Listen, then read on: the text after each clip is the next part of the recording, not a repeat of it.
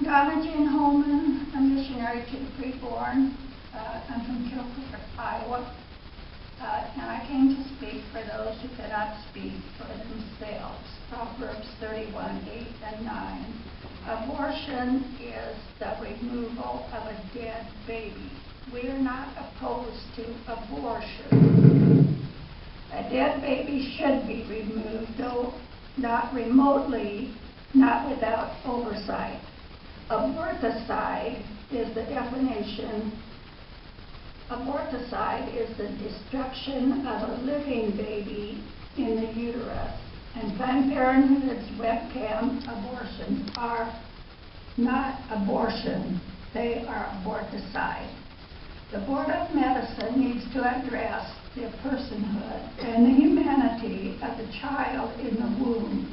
Pregnancy involves a mother and her baby. We will no longer call aborticide abortion. Abortionist physicians murdering preborn babies' health services. It is irresponsible medicine to prescribe and deliver death-inducing drugs. Many ill-advised women regret their decision to murder their child. The founder of Planned Parenthood was Margaret Sanger, and she said, "We do not want word to go out that we want to exterminate the Negro population. There is no war on women. There is a war being waged on preborn babies.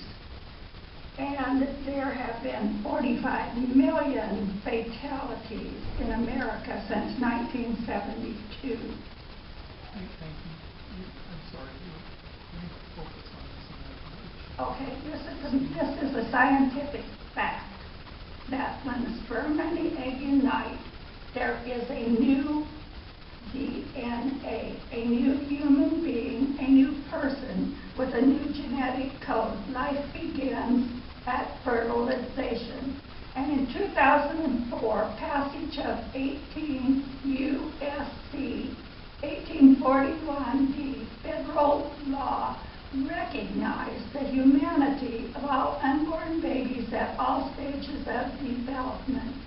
And that law said what Roe v. Wade said must be said for legal aborticide to end, because Roe said if it should ever be established that the unborn is a person, then legal aborticide must collapse. In Iowa, there were 74,806 babies murdered by aborticide in Iowa in the last 13 years. And the U.S. Constitution says that since you don't have, let's see. Thank you so much. Thank you.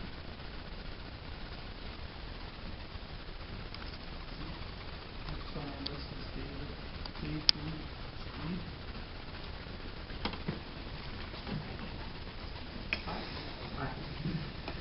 An event on abortion's legal horizon landscape of 9 years ago raises up where the courts will recognize the legality of abortion in general if the right case ever forces them to address this event. Now, this is indirectly relevant to the issue before you today, because I think one of your considerations is that if you restrict video cam abortion too recklessly, you could find your ruling challenged in court in the hope that abortion's legal untouchability in general reaches out all the way to today's embracing form of it. Therefore, if you see that there is a strong deterrent to any such liability that could affect your vote today, the legal argument I'll explain is not only such a deterrent, but if your ruling is challenged in court, and this argument is raised either by you or by amici, not only is webcam abortion likely to be ruled illegal, but abortion in general. In 2004, federal law established what Roe said must be established for legal abortion to end. Roe versus Wade has said the point at which The fetus became recognizably human as when a person came into being. And 18 U.S.C. 1841b legally recognized all unborn babies as human, as members of the species Homo sapiens. Roe also said, as I said, the relevance of this is indirect. Do you think there is absolutely no chance of any liability for your ruling? We appreciate your passion on this issue. It's not a matter of passion. I'm giving you a legal argument. We're not a policy-making body. We are the Board of Medicine, and it is our job to determine patient safety in these islands. We do not make policy. We can't rule on abortion. Well, I understand that. We're looking at an issue that one deals with the standard of care. Do you have anything about this? But if your ruling is challenged, is there any possibility of that? For this challenge in court, I'd like you to know the legal argument, which, if you know about it, could help you. Well, we appreciate it, but I'm sorry. All right. Thank you so much. Marion Laura?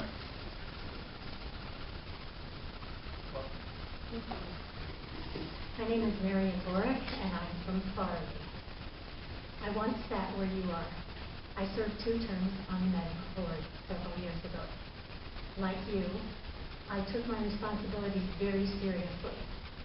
As one of only 2 public members on the board at that time, I had to rely heavily on 2 things: the expertise of the physicians on the board and my personal advocacy to the patients. Webcam abortions do not meet even minimum standards of medicine. Women are entitled to high-quality standards of care. How many of us traveled outside of Des Moines to be here today and would have preferred to appear on the screen? Much more convenient, less time-consuming, no travel safety or expense issues, but we felt the need to be here in person.